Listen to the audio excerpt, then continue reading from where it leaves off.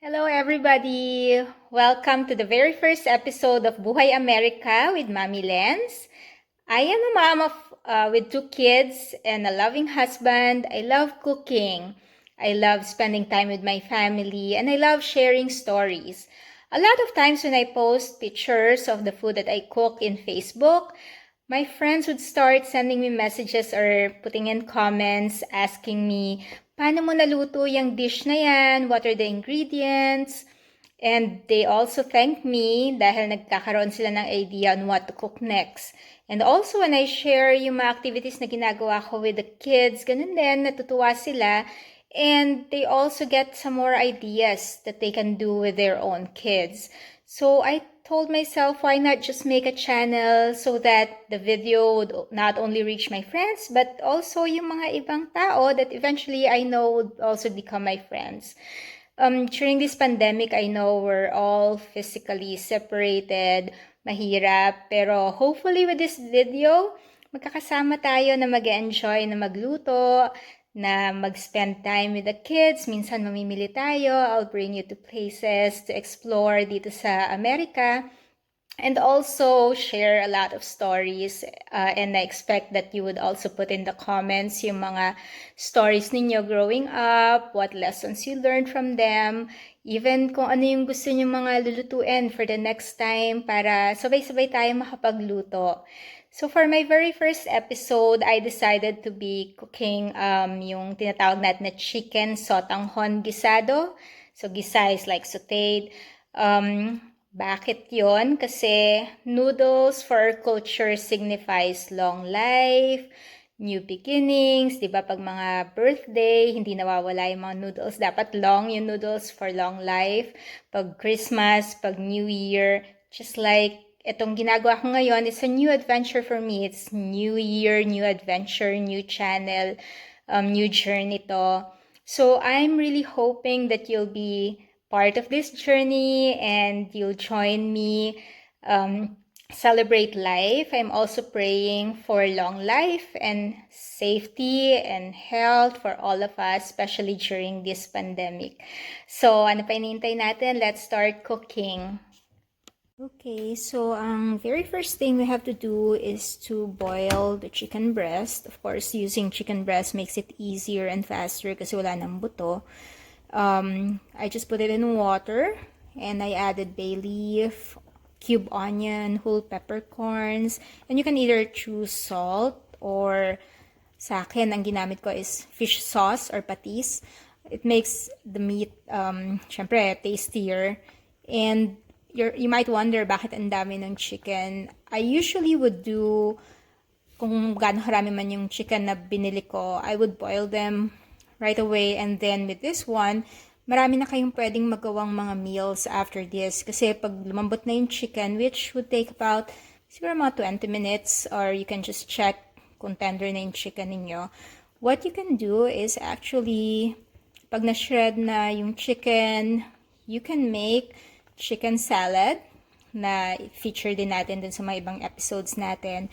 You can also start using yung mga shredded na chicken for some other dishes like yung mga pansit, na pansit canton, pansit bihon. There's so many uses. So it also saves you time kasi pwede mo namang i-prepare ahead of time and you can put it in the fridge na after this if you need to kung hindi mo matatapos lutuin yung chicken sotanghon on the same day.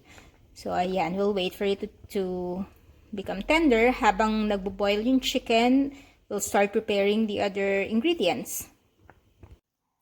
So, what are our ingredients other than dun sa chicken na pinakita na natin kanina? So, ito, oil, 2 tablespoons oil. I got 3 cloves of garlic minced. Onion, 1 onion lang to, and I also minced it. And then this annatto water. I use 1 tablespoon of the annatto seeds. Ito siya. Annatto seeds, or what we call achuete. And then I added 2 tablespoons of water. I just let it sit in medyo. I mixed it para makuha niya yung water or yung coloring dun sa water. I prepared 2 cups of chicharo, or what we call yung snow peas pag naghanap kayo dito sa America. This would be, ito yung binili ko, so snow peas. It's a whole package that I use. And mapapansin nyo, marami yung ginawa kong vegetables because like this one, it's almost like 2 cups. Pero mamaya pag niluto natin, yung half lang ng vegetables actually yung gagamitin natin. Kasi tulad nung sabi ko sa inyo, yung chicken, I already prepared some more other chicken para panggamit sa gulay next time for if I need to cook pancit canton maybe the next days. So I also thinly sliced carrots, 2 cups din yan, and cabbage or yung repolyo, and this is the shredded chicken na. So, isang breast lang to, so it came up to almost 2 cups na rin. Yung kaninang chicken, di ba, nilagay nga natin siya sa water, sa whole peppercorn, kasi ito yung bay leaf na ginamit natin, and patis or the fish sauce. If you don't have it, you can just use salt lang. And then, of course, ang pinaka-importante na ingredient natin would be the vermicelli noodles or yung sotanghon. Itong vermicelli na to, dati nalilito ako. And then, fun fact, so vermicelli noodle is made of peas, cornstarch, green beans, and water, which is different from dun sa rice noodles that we use for yung pancit bihon, another very popular Filipino dish. So, these are the ingredients. So, I started my love for cooking when I was younger kasi yung parents ko, both my mom and my dad, they really cook well. Masarap sila magluto, including my uncles, yung mga na-expose ako talaga dun sa cooking, pati yung lola ko from my mother's side. Kasi hindi ko na rin naabutan yung grandparents ko from my dad's side. Pero I always enjoyed just being able to express yung kung paano ka magluto in every dish. Meron kang sariling touch nung sa lulutuin mo. So even with this recipe na pinapakita ko sa inyo, I'm pretty sure may mga iba kayong pwedeng gawin to make it your style ng chicken sotanghon guisado. Yung iba nilalagyan yung chicken sotanghon guisado ng they call yung tenga ng daga, or I think it's dried fungus. I have it here, kaya lang hindi ko muna siya gagamitin kasi hindi ko pa siya na-try talaga, and I don't know if my kids would like it. Other people then, they use shrimp with this one, and I think that's another motivation for me to really cook well and try different dishes, kasi yung daughter ko started having food allergies. Wala siya dating allergies, but nung 2 years old siya, she started developing peanut allergies, tree nut allergies, ngayon shrimp, avocado, sesame seed. So marami, and that's why with cooking, at least alam ko kung ano yung mga nilalagay ko dun sa ingredients other than it being healthier and cheaper. I know sometimes mahirap kasi wala naman tayong oras, no? Pero as much as possible, may mga bagay na pwede kang i-modify. Like for example, dito sa Amerika, or even everybody na abroad, or even sa Philippines, syempre ngayon, nag-virtual learning yung mga anak ninyo, or for me, nag-in-person sila, but then I also work.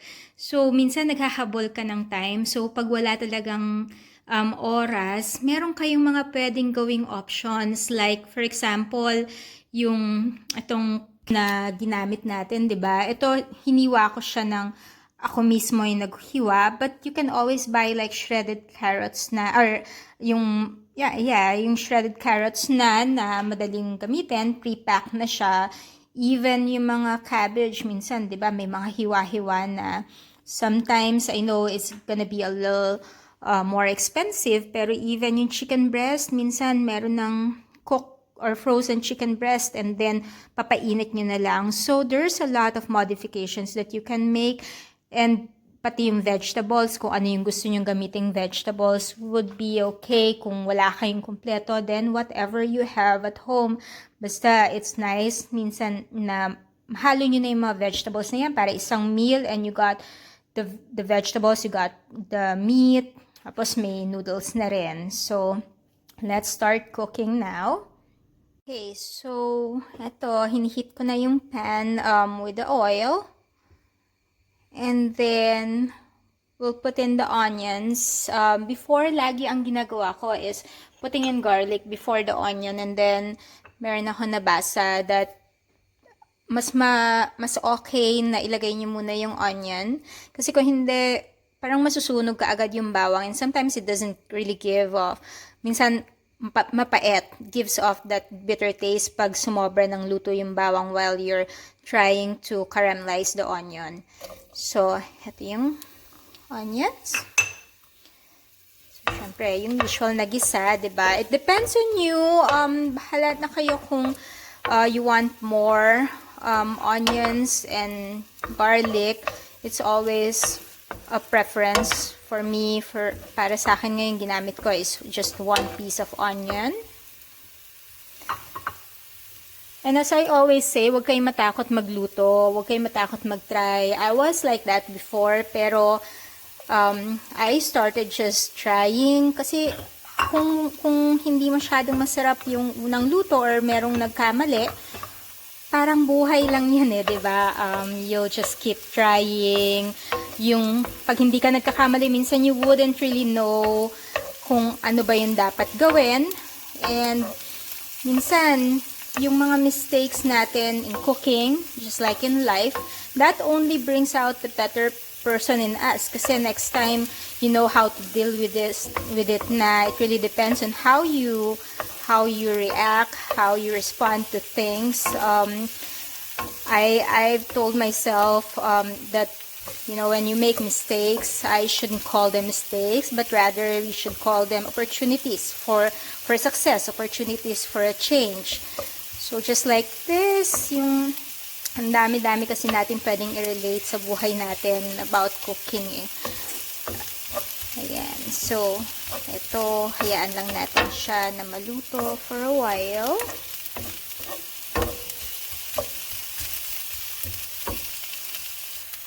So, ngayon, ilalagay na natin yung shredded chicken.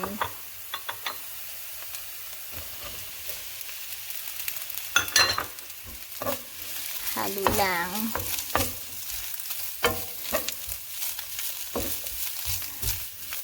And ako, again, it's a preference. Hindi rin kasi ko, I didn't attend any formal cooking school. Talagang more of by experience lang. So, you'd notice minsan probably it's not the formal way to do things. Pati yung mga terminologies. Hindi ko rin masyadong alam yung formal terminologies. Pero, ito, medium setting. So, yan, lalagyan ko na rin siya ng a little bit of salt and pepper.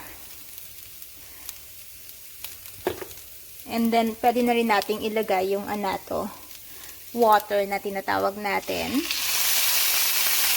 Naaliw ako din sa sound ng yung ganyan, yung pag nagsisizzle. I don't know, there's just something about the sound that makes you feel like, oh wow, I'm really cooking. Tapos, nakakatuwa na if the kids are here, they would start asking me na, Mommy, what are we cooking? What are we gonna have for dinner? I think that makes you even more excited to cook. Dahil nga, ayan, very excited na rin sila to taste what you're cooking. And then, ilalagay ko na rin yung iba pang vegetables para siyang talagang, parang ini-stir fry ko in a way muna. Medyo papalambutin ko muna siya ng ganyan before ko siya lalagyan ng konting sabaw. And yung sabaw, yun yung galing dun sa chicken na pinakulaan natin kanina. That would be yung chicken broth na kinuha ko from there because that's tasty already meron ng lasa ng chicken, meron na rin yung fish sauce. So, yun yung gagamitin natin for later. Medyo nag-tenderize na yung carrots ninyo, you can add yung snow peas or yung chicharo. And then, halo-halo lang. So, maganda na kaagad yung color niya, right? It's very vibrant. Yung mix ng very bright orange na color and yung green. Masarap na siya kaagad eh. Minsan nga, pag nagagawa ako ng mga ganito, yung gulay na pinapanlaho ko pag sumobra siya, other than using it dun sa pancit canton or pancit bihon, you can also even just eat it like that na as a side dish for fried foods. So, kasi may lasa na siya as it is eh. And ngayon, ang ilalagay na natin yung cabbage, yung repolyo natin.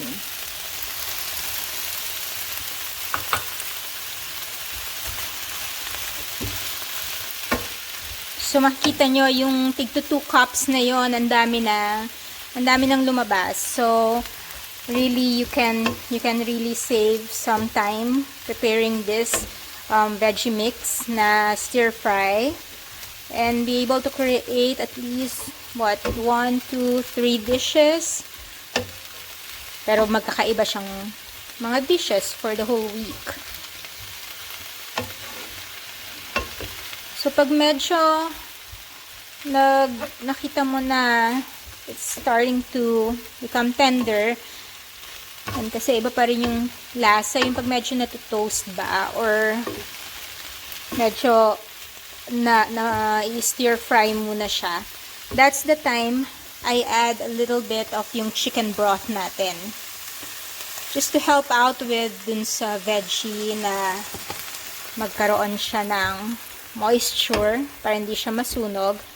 And that will help it to become softer and ma-absorb din niya yung taste from the chicken broth. So, we'll let it cook for a while before natin siya tanggalin dun sa pan. Then, after this, lulutuin na lang natin yung noodles and then we'll be ready to eat. So, ngayon, medyo malambot na yung gulay natin. I added a little bit more fish sauce and salt and pepper just for flavor. And usually hindi ko siya niluluto ng matagal kasi I still want it a little crunchy dahil mamaya ihahalo natin yun sa noodle. Now, nilalagay na natin dito yung vermicelli or yung sotanghon, and I added na rin yung chicken broth na nilagay natin. So, papakuluan lang natin siya and we'll wait for it to be tender. Yung anato kanina, yung atsuete kanina that we used, di ba ginamit na natin yung water. So, I'm used before sa Philippines na sayang kasi may kulay pa. So, I added some more. I added like 3 more tablespoons of water dun sa anato. And ito, meron pa ako ulit anato na water again. And depende naman sa inyo. I'm just used to the sotanghon being like orange, diba? So, that's why I always just add more anato, and since it's natural, hindi naman siya masama. So, I'll add it here. And just start mixing it. So, ito, pinapalambot na natin yung noodles natin.